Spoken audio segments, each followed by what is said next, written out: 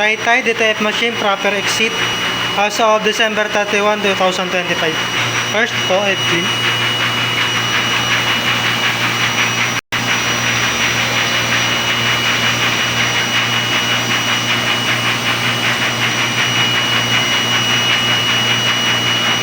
After po ng head clean, nozzle test.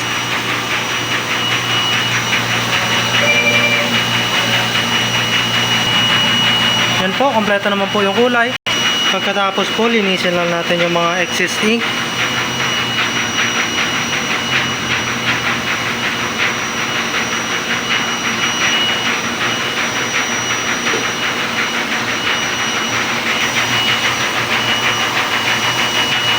Ito naman po yung printer head, malinis naman po.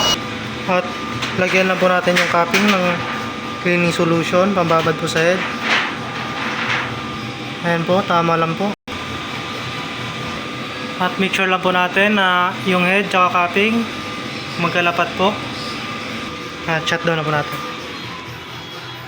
Dito naman po sa mga clip, dapat po nakasirado. ABR, saksakan.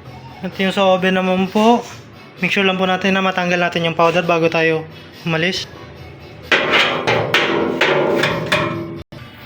Yan po, malinis na po. Yan lang po, marami pong salamat.